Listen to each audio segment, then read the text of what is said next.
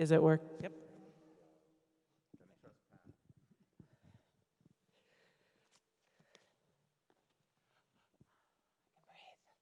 So I, like all of you, am not a huge mask fan, but I do wear mine all the time. I will say that. But I want to thank you all for coming to this third night of Paul. Tonight is Paul the Missionary, and it is our final session with Dr. Wyma, and we are so grateful for your willingness to come and teach and to share your knowledge and your wisdom on this subject with us. Talk to him tonight. He may come next January, so mark your calendars now. So we may get 4 classes. No pressure at all. And so anyway, we wanted to do that. In line with something I mentioned our first week, we are in conversations about putting together a tour of, we're not sure which one yet, but of Israel, or you do like 3, Turkey, I think, and Greece. So we haven't talked about which one, but putting together a tour with Dr. Wyma, summer or fall. Summer may be a little hot, so maybe fall of 2022. So if you're like us and need to kind of plan those things out fairly far out, keep that in mind, because that's something we're going to try and do as a church and offer it to us. Dave Turner, Pastor Turner, is going to tell us a little bit. He went to fall of 19, on a tour with Dr. Wyman, just had an amazing time. So in 1 second, he's going to tell us a little bit about that, just to kind of whet your appetite. But I do want to also encourage all of you who are here tonight in person as well as online. We start next week with Acts, the study of Acts, and it's going to be taught by Pastor Chris Woodard. And it will be a Zoom class as opposed to live stream, but we would love to have you all participate, whether it's from your home or whether it's in person. We do some group discussions, we do lecture. Pastor Woodard does a great job in teaching these classes. If you are in person, this class will take place in the Calvin Center. I don't know its new number. It has a number as opposed to that name, but most of you know the Calvin Center, right behind the coffee shop. So same time, same basic place, just a little bit catty-corner to where we are now. And the link for the Zoom class will be sent out if you register, and will also be online on the website. So we hope you all join us next week. And right now I'll have Pastor Turner talk a little bit about his trip. Thanks, Beth. So my dream has always been to go to Israel, to the Promised Land, and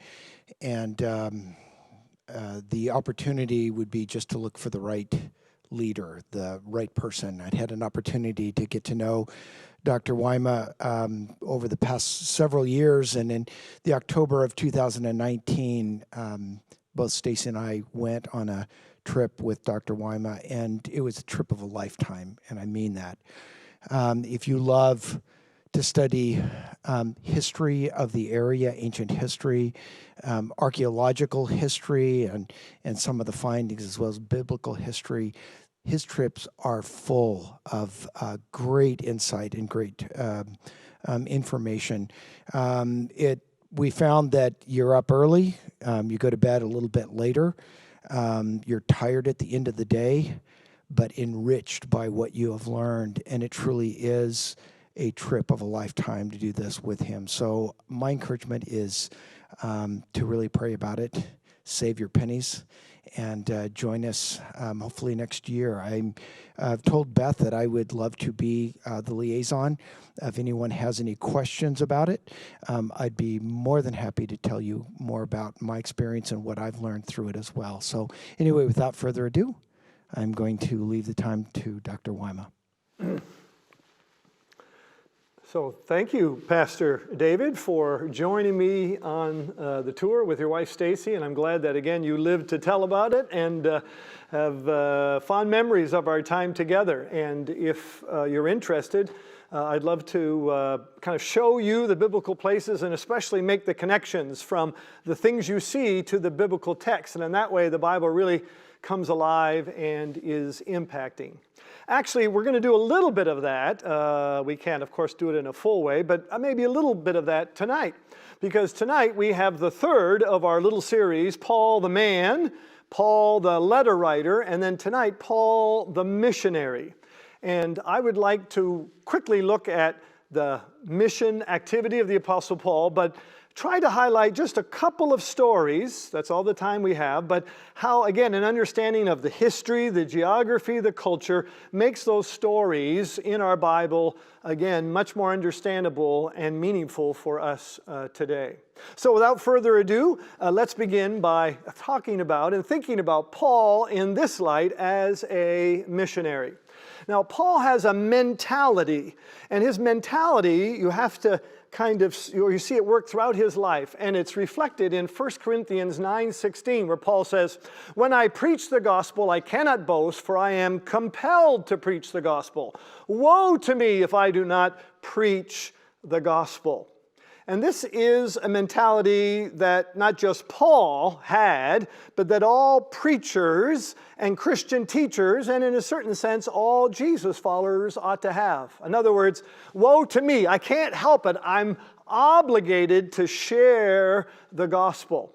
And Paul had that sense of obligation, and he lived it out to the extreme, as we'll see in tonight's presentation. Now, the first point I make is one that we've covered before under week 1, Paul the man. Many of us who have been Christians for a while are comfortable with thinking about Paul's first missionary journey, second missionary journey, and third missionary journey. And this point I want to stress one more time with you, and that is those names, first, second, and third, are misleading, because it hides the fact that Paul was a missionary already from the get-go, many, many years before he began what we wrongly call now the first missionary journey. So just a couple of minutes to highlight this early missionary activity of the Apostle Paul. And look at the numbers on there. They may be off by 1 or 2 years, but when you take 47 minus 33, you're left with 14 years. 14 years from what? When Paul first became a Jesus follower, and he began what we call, wrongly now, the first missionary journey. And in those 14 years, what did Paul do? And I'm suggesting to you, well, what did he say? Woe to me unless I preach the gospel. And Paul was preaching the gospel already during this 14-year period. So just quickly dividing it up between 3, 10, and 1. 3, 10, and 1. The first 3 years, he says, he spent time in Arabia. And you may remember in the first week I said that many Christians, somewhat understandably, like to imagine Paul living a kind of, well, Arabia's a desert. Paul must have been living a kind of monastic existence, you know. He was so blown away by his encounter with Jesus that he needed 3 whole years just to kind of figure it all out. And what's more, God was training him during those first 3 years, so he would have many, many future years of ministry down the road. And some of those points are indeed true. But I think it isn't true that Paul was in the middle of nowhere just kind of reflecting on his Jesus experience. In fact, the book of Acts says that he immediately began preaching in the synagogue. So the Bible itself suggests that Paul began preaching right away. And then this little verse that is often ignored in 2 Corinthians 11:32, and that is the representatives of King Aretas. Who is King Aretas? He's a Nabatean king. Who are the Nabateans? Well, have you ever been to Petra? Pastor Dave has, because on Israel, we go to Israel and Jordan, and Petra is a very cool place. Well, anyway, the Nabateans were in charge of Arabia, the region that we call Arabia. Petra was one of their main cities. Anyway, we read that when Paul was in Damascus, again within Arabia, the representatives of King Aretas, the fourth if you want to know, but the representatives of King Aretas were looking out for Paul, and they wanted to arrest him. And you have to ask yourself, how would the representatives of King Aretas even know who Paul was, let alone would be interested in arresting him? And the obvious answer is, woe to me unless I preach the gospel, right? And so preaching the gospel is offensive. People get upset. That is seen throughout Paul's ministry that we read about in Acts, and it's not surprising that that would have happened from the very get-go too. And so when we think about the 3 years in Arabia, followed by a quick visit to Jerusalem, and then 10 years in Tarsus, we ought to think of the Apostle Paul as involved in ministry during that time. You say, wait a minute, Pastor Jeff, 3 plus 10, wait a minute, what about that 1? And so in the last year, we read about Barnabas, who was in Antioch. There are a lot of Antiochs, so don't get confused. This is the big Antioch, the Antioch of Syria, third or fourth biggest city in the ancient world. And Barnabas went to Tarsus, not so far away. You can see it there in the map. And he grabbed Paul and said, Paul, come to Antioch and help me in ministry. So there we have further evidence that Paul was involved in ministry, which would be involved in missionary activity from the very beginning. So when we think about Paul the missionary, the big takeaway for you is, before Paul ever began his first missionary journey, Paul was involved in missions almost certainly for the first 14 years after he became a Jesus follower. Whew. Well, now we get to first missionary journey, and you understand why I put it in quotation marks, right? Technically it's not his first missionary journey, but it's kind of hard to change such a common designation, so we'll keep on referring to it as the first missionary journey.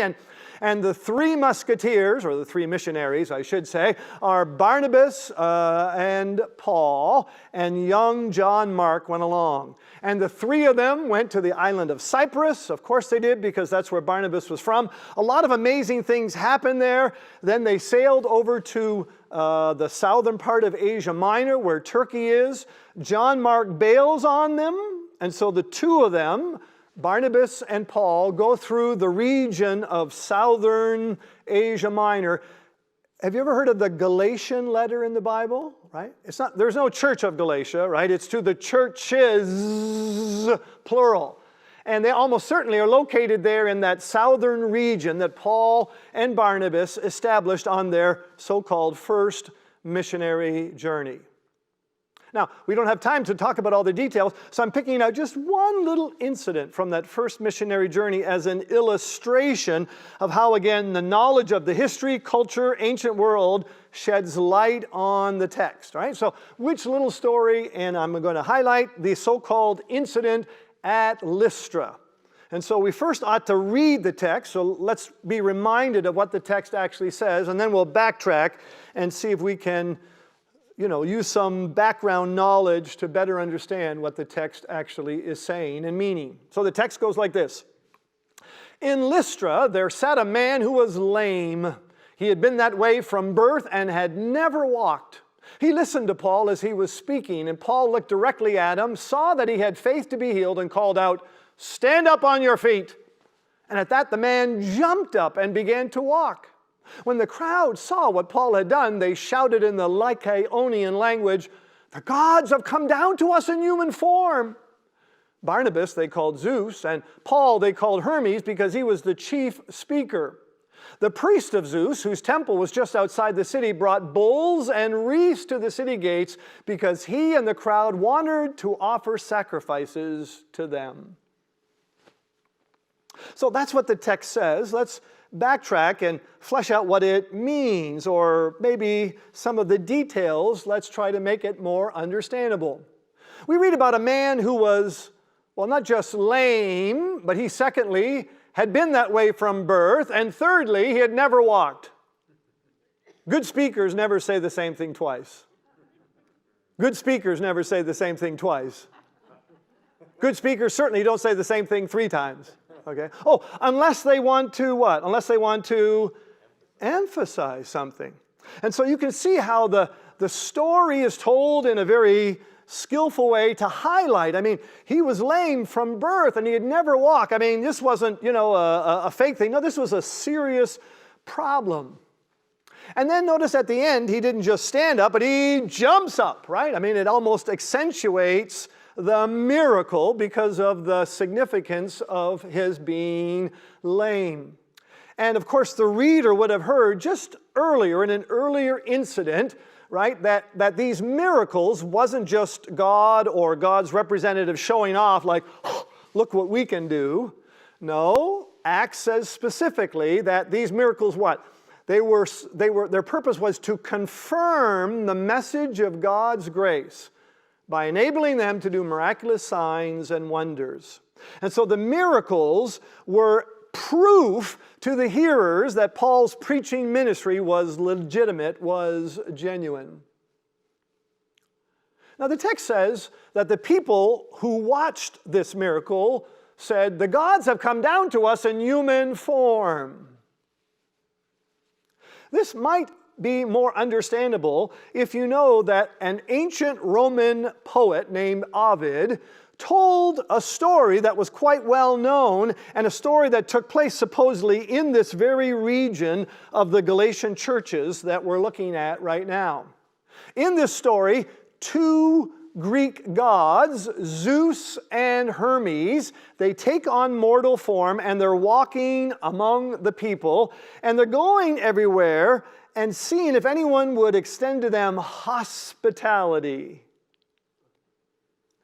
1,000 people did not do that, right? And so these two gods were understandably ticked off. Oh, wait a minute, there was an old couple. One elderly couple who, even though they didn't have much, they brought them into their home, extended housing and food.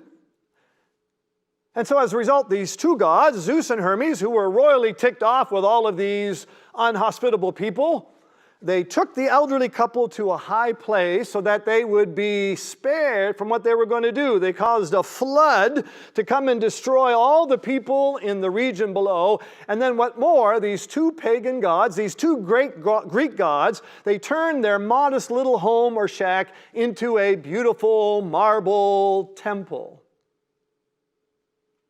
Now, if you lived in that region, and if you knew that story, a story that talked about an event supposedly that happened in that region, you could understand why the crowds might say, wait a minute, this is another example of gods coming down and taking on human form and doing something amazing, doing something miraculous. Now, it's interestingly that the Bible says that Barnabas they called Zeus, but Paul they called Hermes. Actually, this is understandable if you know something about these Greek gods. Here's a statue of Hermes. He is, among other things, the messenger god. Quite often he has wings on his heels or somewhere else which allow him to fly and give whatever message the gods have told him to say. You can see a caduceus. You see the kind of staff, and around it are two snakes. All right? It's a common sign of the god Hermes. It's also associated with commerce and business. By the way, this statue, you of course notice that the god is portrayed as naked. Why? Because in the art and the statues of the day, the deities were always portrayed as naked. That's why when the Roman general Pompey called himself the Great. He was a Roman general right around the time of Julius Caesar. Anyway, Pompey produced a coin with his image on it, and his image, he was naked. Scandalous. Yeah, but not for the reason that you're thinking. People were shocked, not that he was naked for the naked side. No. You see, Pompey deliberately portrayed himself as naked. Why? Because I already told you, in the images of that day, who was portrayed as naked? The gods were. And so the reason people were upset with Pompey is he was taking on this kind of semi-deified status. And that was the really shocking character of that particular act.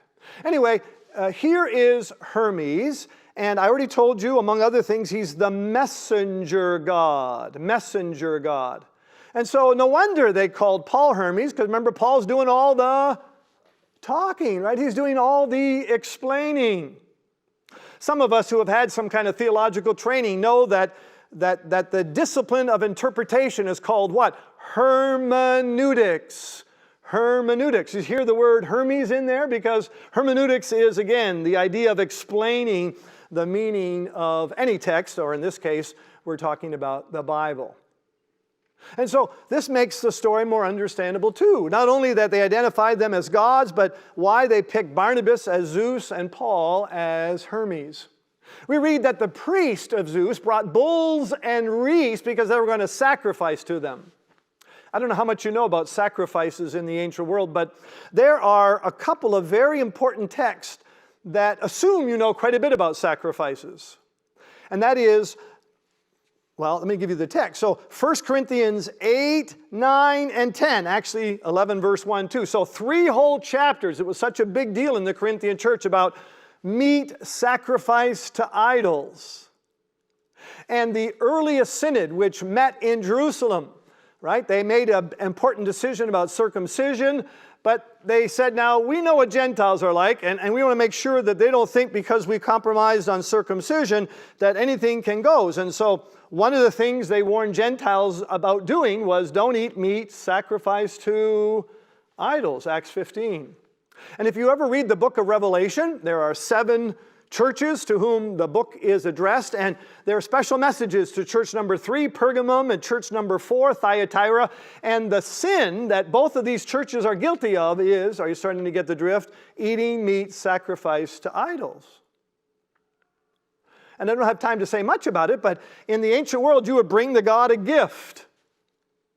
It could be a grain offering, it could be a wine offering, but an animal offering is better, and a big animal offering is the best. Nothing could beat a bull. Oh, that's what he's doing, right? I mean, the priest of Zeus, and supposedly the god that he's serving has come, and so you've got to have like the best sacrifice possible. And so they bring a bull or bulls, and what's more, either the priest or more likely the bulls are wearing, the text says wreaths. That's right, wreaths, because this is part of the ceremony that was taking place. I have a picture here from an altar from Ephesus, and you can see on there the bull's heads and you see the wreaths, right? Exactly what we read about in this particular text. What's about meat sacrificed to idols? Well, whatever animal you bring, but especially a big animal, only a small portion of the meat was actually sacrificed. Only a small portion. So you have all this leftover meat. And what happens with all this leftover meat? One of 2 things. Either it would be sold in the marketplace. So when you go buy meat in the marketplace, there's an excellent chance that meat had been previously offered to a pagan god, right? It hasn't been cooked yet. There's nothing wrong with it, and now they're selling it, and the priest or the temple will use its profits, right, for their own upkeep. That's the one thing you might do.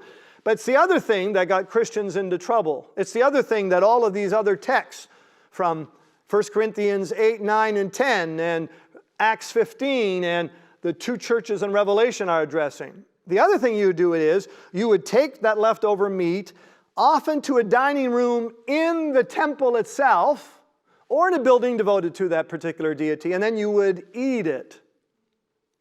And then suddenly this isn't a normal din-din. This becomes a religious meal. To use Paul's language for a moment, you have koinonia. You know what koinonia is? Fellowship. You have a level of intimacy with this pagan god that makes you guilty of a very serious sin, and that's the sin of idolatry.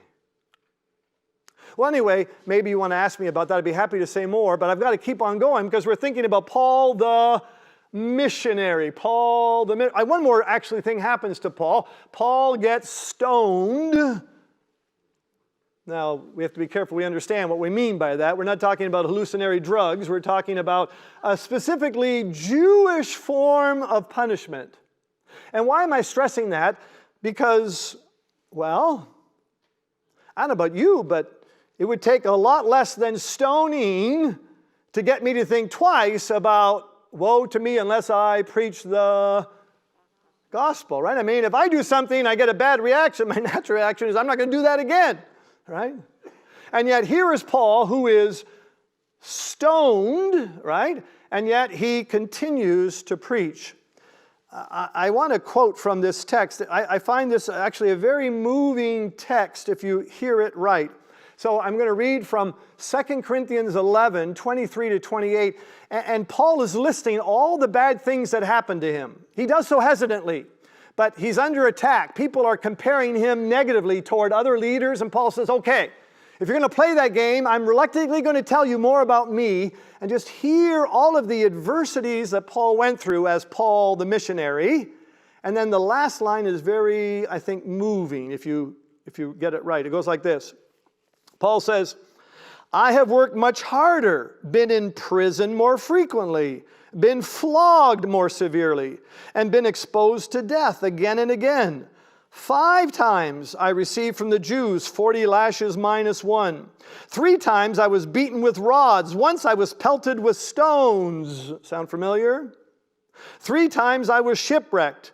I spent a night and a day in the open sea. I have been constantly on the move. I've been on danger from rivers, in danger from bandits, in danger from fellow Jews, in danger from Gentiles, in danger in the city, in danger in the country, in danger at the sea, and in danger from false believers. I have labored and toiled and often gone without sleep. I have known hunger and thirst and often gone without food. I've been cold and naked. What could be worse than all of this? And then he says this. But besides everything else, I face daily the pressure of my concern for all the churches. Did you catch that last line? Especially if you don't think Paul's a warm and fuzzy, caring kind of guy. What Paul says, I've been shipwrecked, I've had this terrible thing, I've had all these terrible things, but even worse than all those physical things is my what? My worry. My worry for my spiritual sons and daughters, the churches that I have started. I mean, Paul's like a parent, whose kid has got off to college and mom and dad are praying fervently, that things will go well, right? And this is the image of the Apostle Paul, who is so passionate about preaching the gospel that none of these disasters will stop him from doing it. And yet he also continued in his passion, his love for believers.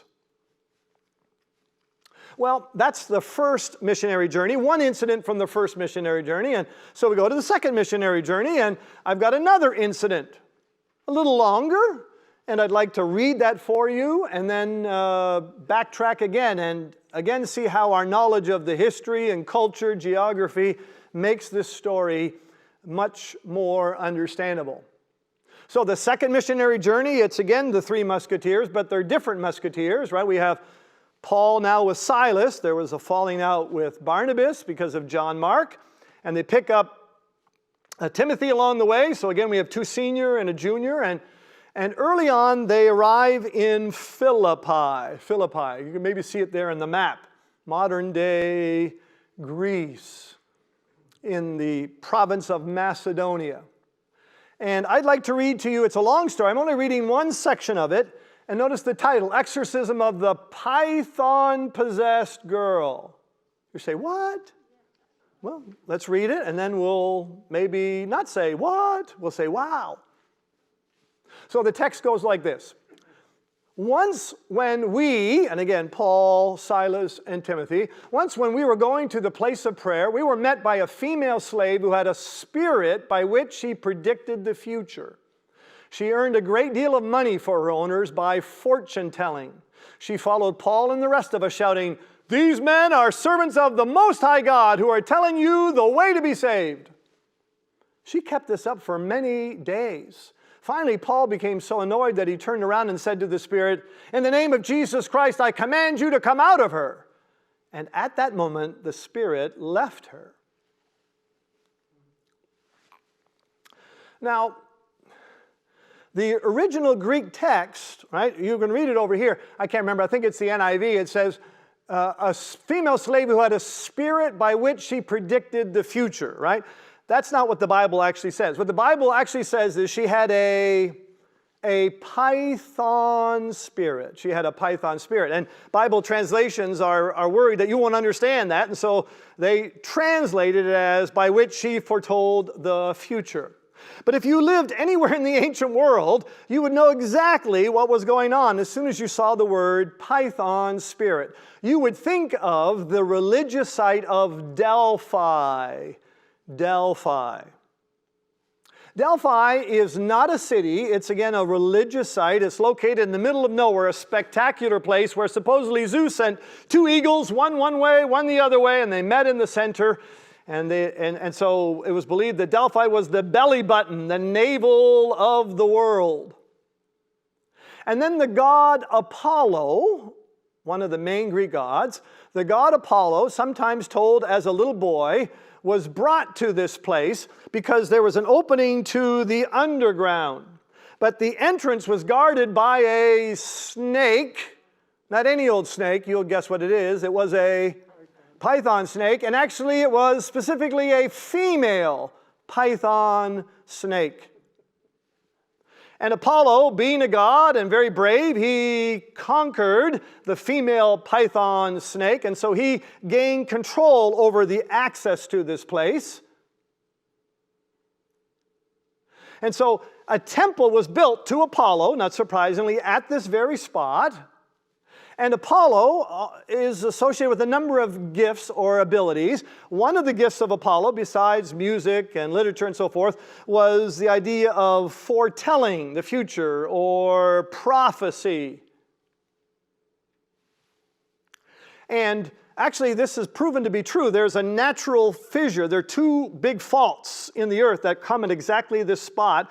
And there's certain kind of gases that come out of the ground. And so sitting on a special chair, a tripod, is a person who serves the god Apollo. Not a male person, but not surprisingly a female, right? And by the way, in the ancient world, she's called a pythoness because she's serving the god Apollo, who conquered the female python snake, all right?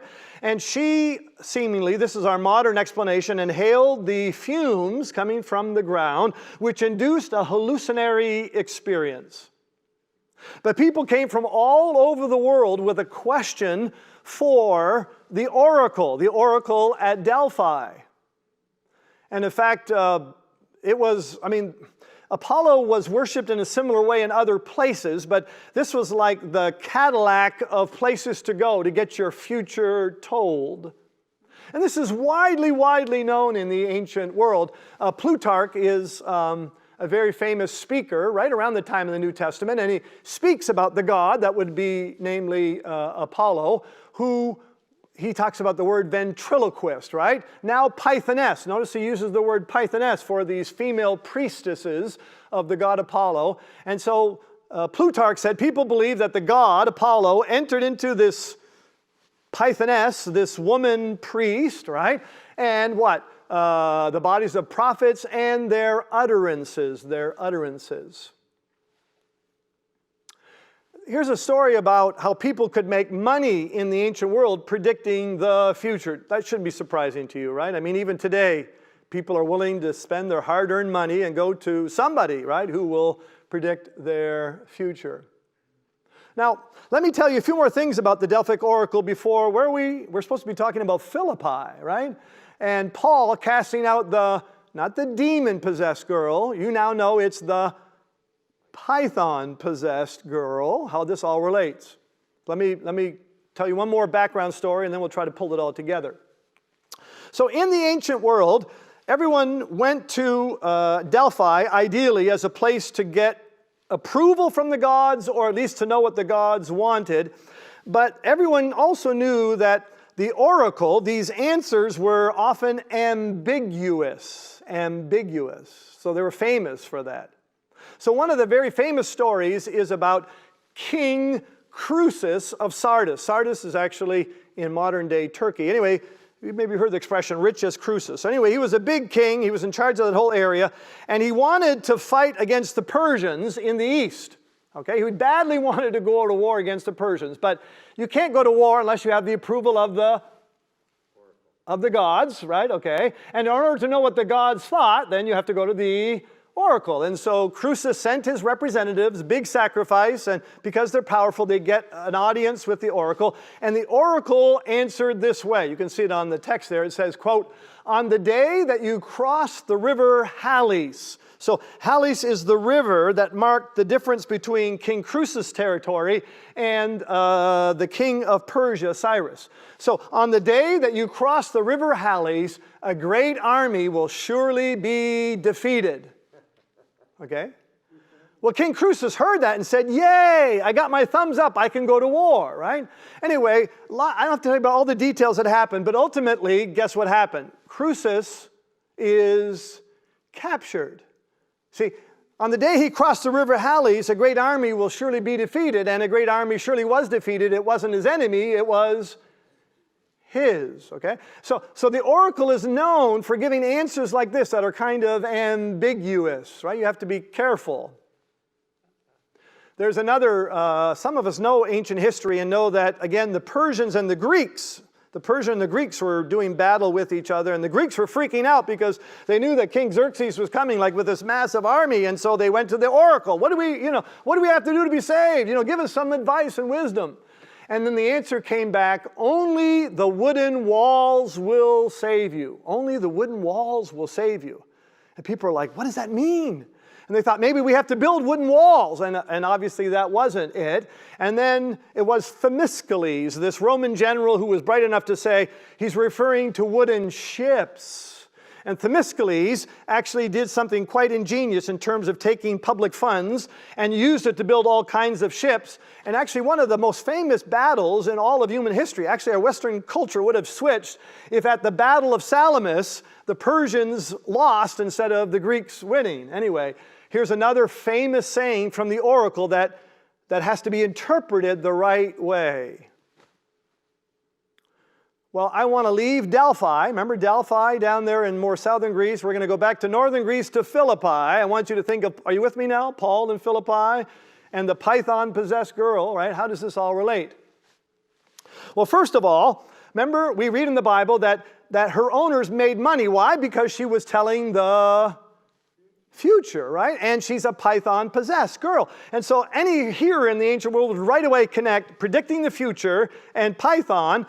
She's like a portable Delphic oracle, right? I mean, it's not quite like, instead of going to a fancy restaurant, you go to McDonald's. I mean, it would be a lot better to go to Delphi, but not everybody can go to Delphi. And so here's the next best thing. We have a girl here who has the same spirit of the god Apollo, and she can predict your future if only you pay a little bit of money, right? And that apparently was the case because they made a lot of money off of her. Now, remember I said to you that the Delphic oracle was ambiguous. Notice what this python-possessed girl says about Paul and his fellow missionaries. He says, these men are servants of the Most High God who are telling you the way to be saved. If you're a Jesus follower, and I hope you are, you would say that she's telling the truth, right? I mean, that's what they were doing, right? They were telling the truth. However, notice how she refers to God as the Most High God, which is a rather common way to describe another god we talked about already in this presentation, Zeus. And so it could be that one of the reasons Paul is annoyed, and we're going to get to that in a second, one of the things Paul is frustrated is that her words were causing Paul's missionary preaching to be confusing, right? Paul was not preaching about Zeus. He was preaching about the one and only God, right? Hear, O Israel, the Lord our God is one, and who's the Father of our Lord and Savior, Jesus Christ. And then the NIV here is misleading when it says that Paul became so annoyed. When I hear that, that'd be like, I'm looking for an excuse to pick on Pastor David. So Pastor David's behind the pulpit on Sunday morning, right? He's in the middle of a very important point, and then suddenly, your cell phone goes off, right? Okay? And Pastor David becomes annoyed. I mean, justifiably so. Why not, right? Okay? But that's misleading here because the Greek word that is used in Acts is the same word used in the Old Testament to describe how God felt when his covenant people worshiped pagan gods. God wasn't just annoyed with his people, he was distressed. He was deeply grieved at his people. And so I don't want you to read this text and it was like, Paul's kind of ticked off. It's like, oh, this crazy woman's interrupting my sermon all the time. No, the image is more, here's a confrontation between the kingdom of God and the kingdom of evil, between Christianity and the pagan world. And Paul is distressed that the gospel message that he is so passionately preaching is undermined or possibly misled by this python-possessed girl. I think that's the better way to understand the story. And as a result, not of being annoyed, but of being distressed or grieved, Paul says to her, right? He says to her, be gone. And that also speaks about the power of the gospel. Paul doesn't say do this, this, and this, and then finally at the end maybe you'll have this result. No, just the mere power of the words of the God he's preaching. And notice it says, in the name of Jesus Christ. So there's a strong emphasis on Christ in Paul's preaching. This happens. I know you've probably heard this story before, but I bet virtually no one here ever knew that it actually involved a python-possessed girl, let alone the implications of what that is. And so one of the benefits about doing research on the ancient world or going on a biblical tour is, right, we can be exposed to these ideas, and these texts then, again, really become much more understandable and powerful and impacting as we think about its implication for today. Well, as always, I'm short on time. I had a short story from the first missionary journey, a kind of medium story from the second missionary journey. I have a kind of a little longer than medium, but not too much also from the second missionary journey. I can only say a few things about this. But I want to make sure I leave some time because I'm hoping you have some questions. And we have some mics over here. And I'm not sure if people are able this week again to send one in, but I'd like to give you a chance to ask a question or two at the end. So let's look quickly at a third story and how, again, the knowledge of the history, culture, geography makes this story much more understandable. So I've got to read the text to you first. So it's 9.5 verses from Acts chapter 17. It goes like this. When Paul and his companions had passed through Amphipolis and Apollonia, they came to Thessalonica, where there was a Jewish synagogue. As was his custom, Paul went into the synagogue, and on 3 Sabbath days he reasoned with them from the Scriptures, explaining and proving that the Messiah had to suffer and rise from the dead. This Jesus I am proclaiming to you is the Messiah, he said. Some of the Jews were persuaded and joined Paul and Silas, as did a large number of God-fearing Greeks and quite a few prominent women. But other Jews were jealous. So they rounded up some bad characters from the marketplace. They formed a mob and started a riot in the city. They rushed into Jason's house in search of Paul and Silas in order to bring them out to the crowd. But when they didn't find them, they dragged out Jason and some other believers before the city officials, saying, "These men who have caused trouble all over the world have now come here, and Jason has welcomed them into his house. They are all defying Caesar's decree, saying there's another king, one called Jesus." When they, that is, the city leaders in particular, heard this, the crowd and the city officials were thrown into turmoil. Then they made Jason and the others post bond and let them go. And as soon as it was night, the believers sent Paul and Silas away to Berea. So that's what the text says. We'll backtrack and explain maybe just a couple of things. It starts off by saying, when Paul went through Amphipolis and Apollonia, just mentioned just ever so fast. There's a road called the Via Egnatia, or the Egnatian Way. You've probably heard about these famous Roman roads and that expression, all roads lead to... Actually, it's wrong. All roads are away from Rome, but that's another matter. But anyway, you know that the Romans were pretty good at building roads, and Paul took advantage of that. He seems to have followed the major highways to key cities. And he travels on the Via Egnatia through Amphipolis and Apollonia. And modest scholars think, well, one day to Amphipolis, next day to Apollonia, third day to Thessalonica. That's probably not what happened. It takes a little longer to walk that distance, and you may want to ask me whether Paul did something in those places or not. When he comes into Thessalonica, the first thing he does is he goes to a synagogue. Well, you can't go to a synagogue unless one exists, right? And so we should ask, is it likely that a synagogue existed in the city of Thessalonica? And the answer is yes. Because you don't need very many Jews to form a synagogue. You need only 10 male Jews, 10 male Jews to form a synagogue. And Thessalonica, I should tell you, is a top 10 city. I said Antioch is a top 3 or 4. Thessalonica, 80 to 100,000. So it's one of the bigger cities in the ancient world. And so it wouldn't be surprising in a major city like Thessalonica, there were at least a few Jews there, enough to form a synagogue. You can see some other references which also support the case that there was a synagogue there. And what did Paul do is he went there. Now, you might be surprised because you're saying, wait a minute, I thought Paul was an apostle to the Gentiles, right? And then why is he going to the Jews? What's with that? Well, yes, it's true that Paul felt a special calling to the Gentiles. He was commissioned. And there was an arrangement with the other apostles to the Gentiles. But Paul never, ever neglected his fellow Jews. And you can see that in Acts, where Paul regularly goes into a city, and the first thing he goes to is the synagogue.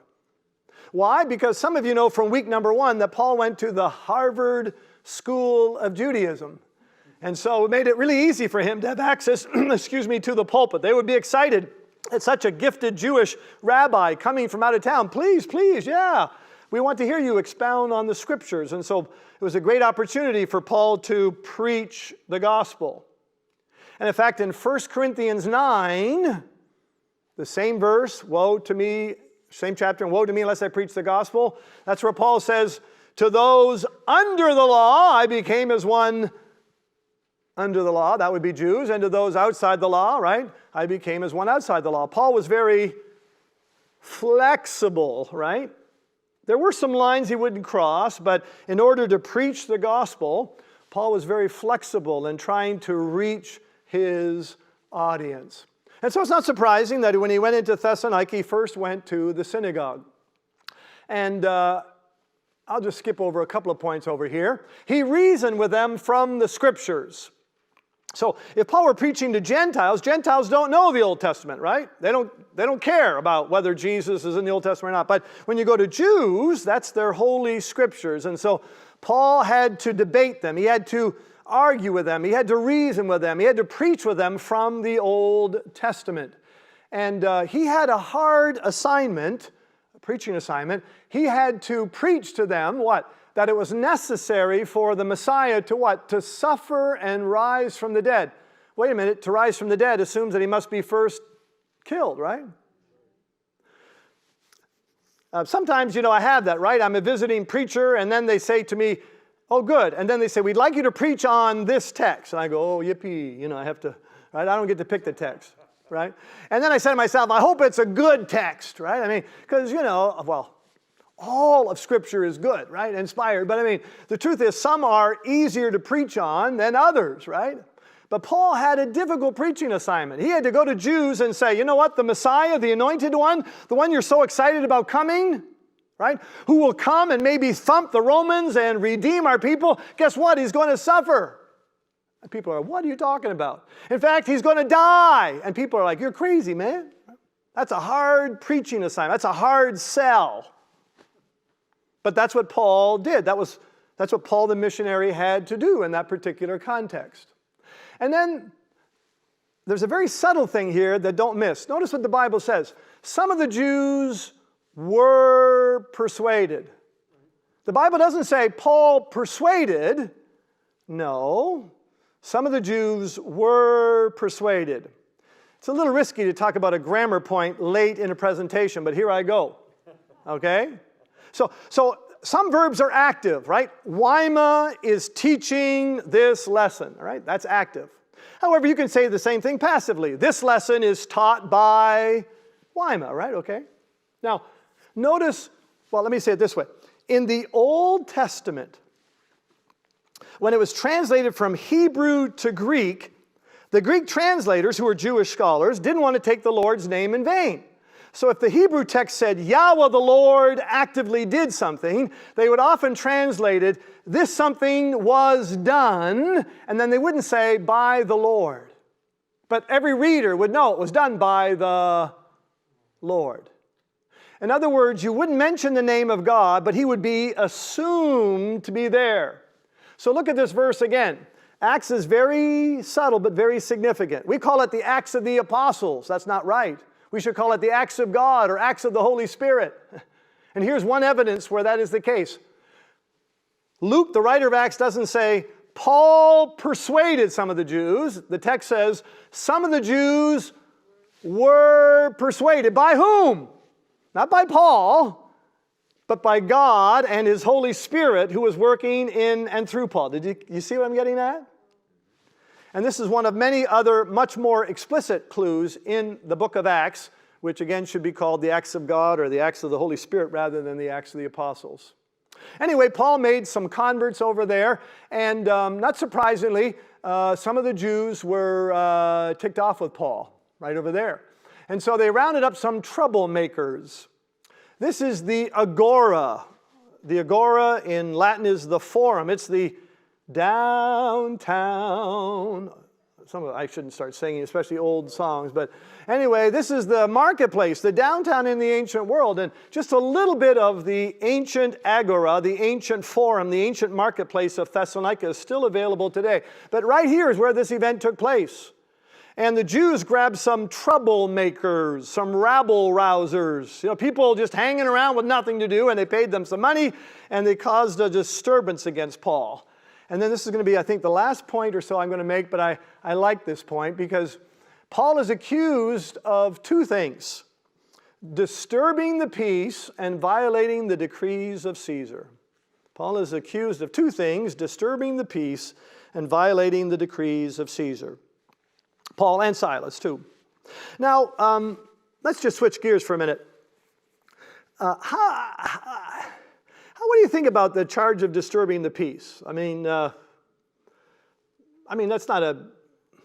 Let's imagine that, I hate to almost do this. Let's imagine that Donald Trump came to Grand Rapids, Michigan. That's happened, okay? Let's imagine, this is pretty hypothetical, that Wyma, is like a progressive guy who hates Donald Trump. And so I'm down there with my sign, down with Trump, okay? And I'm right there in the forefront, of the rabble-rousers. And I guess I do something kind of physical and stupid, and I'm arrested. I'm charged with disturbing the peace, okay? So then the president of Calvin Seminary, the local newspaper, you can imagine, or the local TV, Calvin Seminary professor accused of disturbing the peace. I mean, that's how people, like, right? So the president of Calvin Seminary calls me in and says, Jeff, we can't have you, we can't have these kind of headlines. Now, the question I have for you, do you think I'm going to lose my job or keep it? I'm just curious. What do you think? Okay, yeah. Okay. I think I keep my job, frankly, okay? I mean, he would be ticked off with me and angry with me, but because I think that we think today that disturbing the peace is bad, but not so bad. I mean, if I were charged for like murder or, selling drugs, okay, that's different. But the point I'm trying to make is, in our minds, we read this text, disturbing the peace is like, it's just a minor bad. And I would say, no, right? Let's look at that first. Surely you know that the Romans prided themselves. The Romans marketed themselves. They say, it's a good thing we Romans came along and conquered you because we brought you peace, right? You must have heard of the Pax Romana. And they spent tons of energy literally marketing this. Like, coins are fascinating. So if you look at the top coin over here, you see Octavian. Octavian is the guy who's Caesar Augustus. And on the other side, you see a female deity, and you can see, I can see it anyway, P-A-X in Latin, Pax. Because the coin is not so subtly saying, the guy on the one side, namely Caesar Augustus, Octavian, gave you what you have on the other side, namely peace.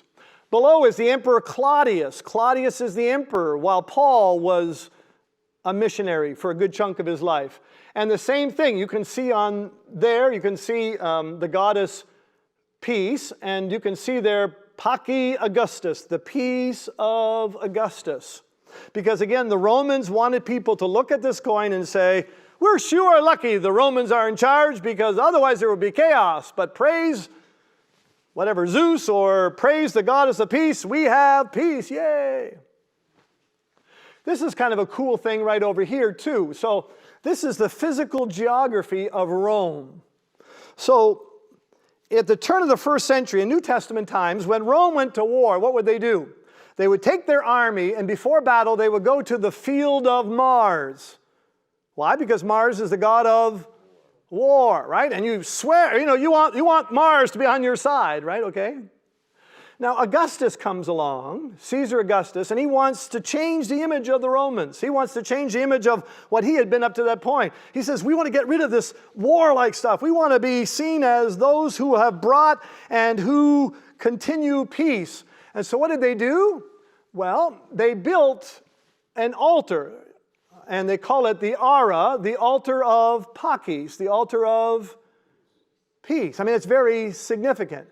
And what's really fascinating and cool is the Pantheon. Maybe you've heard of the Pantheon. That's a temple dedicated to all the gods.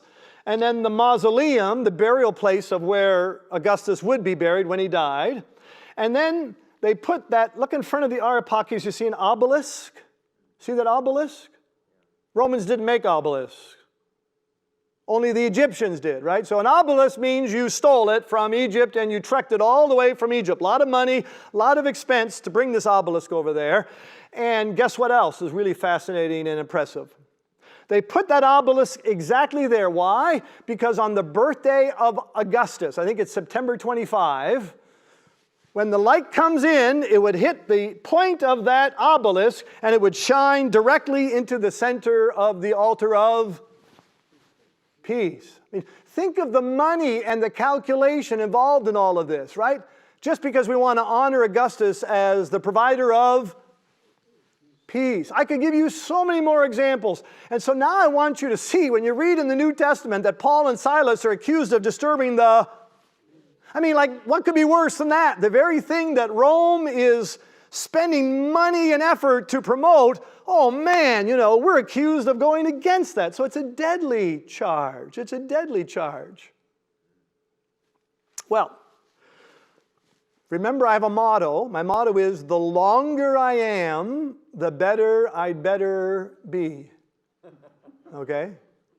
And I'm not sure how good I'm going to be. And plus, I don't want to tax your patience, and I want to hear from you. So I'm sorry that I didn't have more time, but I gave you, I hope, enough examples to do a couple of things. I hope we have enough examples to show that knowledge of the ancient world, its history, its culture, its archaeology, right, really is crucial for understanding the New Testament, understanding the Bible. And maybe the bigger thing from all three classes. And by the way, if you're watching or here tonight and you weren't on the other two, they're available online, right? You might want to go back and view them. The bigger thing is, I want you to have maybe a better grounded perspective of the Apostle Paul. Because it may be that you weren't a fan of Paul, right? You didn't like him. You thought he was a hardliner, way too judgmental. And I hope that I've given you enough information over these 3 weeks to give you a more balanced or seasoned perspective of this guy that we call Paul. And tonight especially, that mentality of woe to me unless I preach the gospel. Paul, the missionary. Well, enough talking for me, and so let's, in the brief time that we have, there are a couple of mics set up. Who's going to ask a question to start us off? Can you go to the mic, please? Sorry, just so that those who are watching it now or later will hear the question. I was just wondering, how old was Paul? And he had a lot of strife in his life, the stoning, etc. What kept him healthy to make this journey? So the question has to do with how old was Paul and how did he survive all of these adversities? So this raises the question of chronology. And most students of the Bible, even seminary students and pastors, are surprised to know that actually we have very little information on which to base our chronology of Paul. There are only 2 concrete pieces of evidence that give us a fixed starting point. And one has to do with the so-called Edict of Claudius. Claudius was one of the emperor on the second coin that I showed to you. And we know that Priscilla and Aquila, this husband-wife Jewish team from Rome, were kicked out of Rome. Why?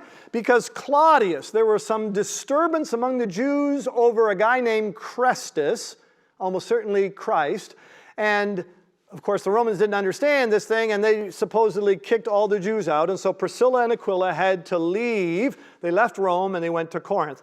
Anyway, one of the secular writers of the day, Suetonius, gives a date for that. All right? So that's one date we have. All right?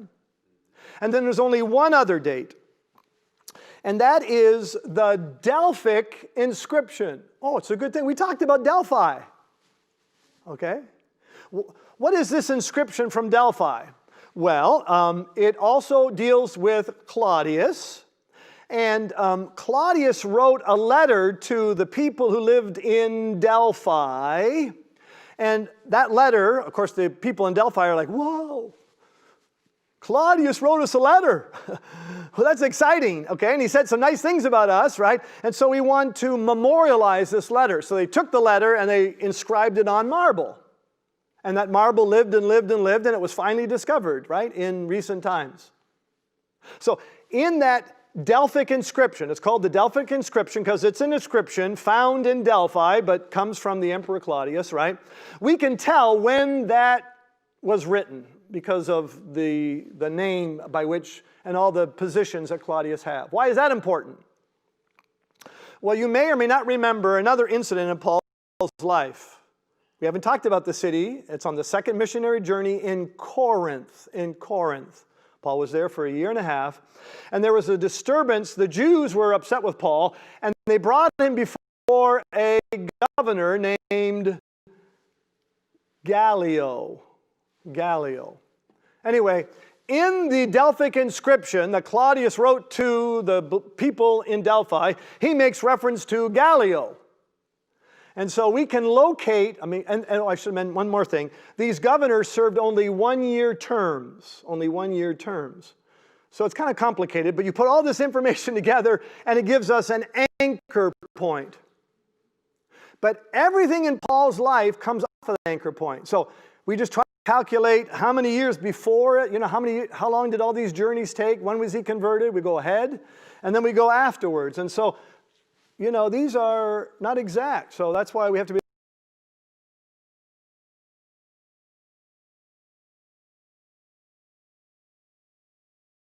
When he first appears in Acts holding the cloaks of the Jews who are throwing stones, right, at Stephen, the first martyr. But we don't know whether he was 16, 18, 21, right? So it's hard to know when to start the clock ticking. And then as far as his endurance, well, he wasn't in perfect health, right? He talks in the Galatians, and another place he talks about the thorn in the flesh. That's what I want. The thorn in the flesh. And what was that, right? And we can debate what that was. Was it a physical thing? Was it a spiritual thing? But that list I read to you was pretty sobering, and there's no doubt that he paid a price just physically for his life. So thanks for the question. So we have dates, but they're somewhat relative to those two external pieces of archaeological evidence. Other question? Sure.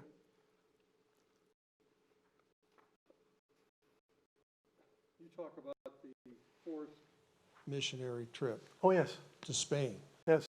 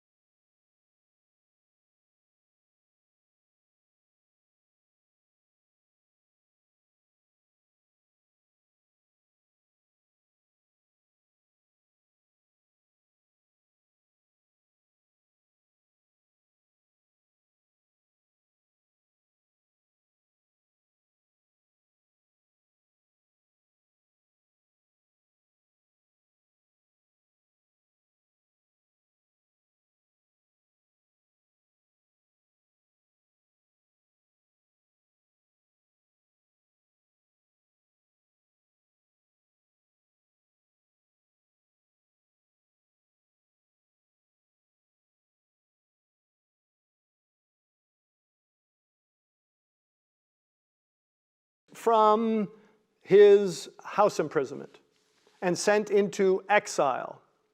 Why do we do that? For a lot of reasons. First of all, it was very common, not for like slaves or average people, but remember, Paul was a Roman citizen.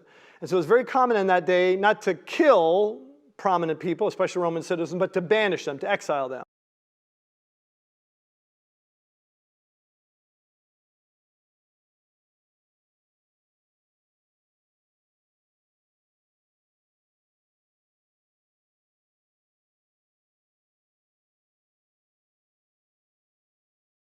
One thing, I think there's strong enough evidence to postulate the existence of a fourth missionary journey, but I've sometimes seen actual maps where they map out where he went, and that's going way beyond the evidence allows, right?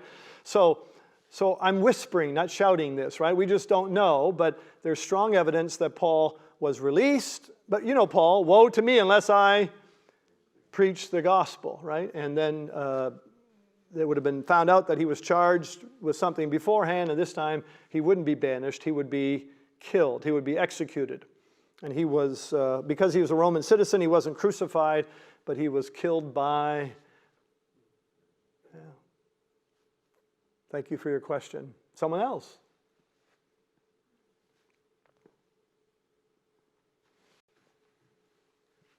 A dear sister who also traveled with me in the past and who lived to tell about it. Yes.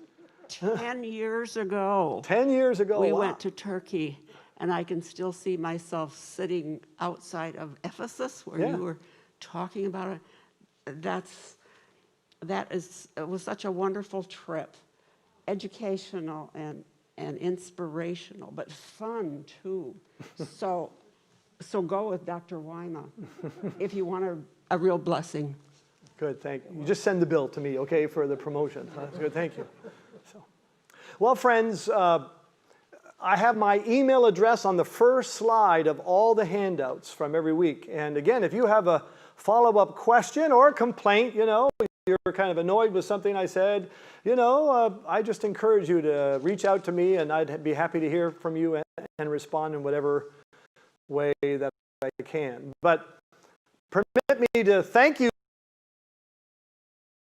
Thank you for allowing me to have this opportunity to share something about someone I'm quite interested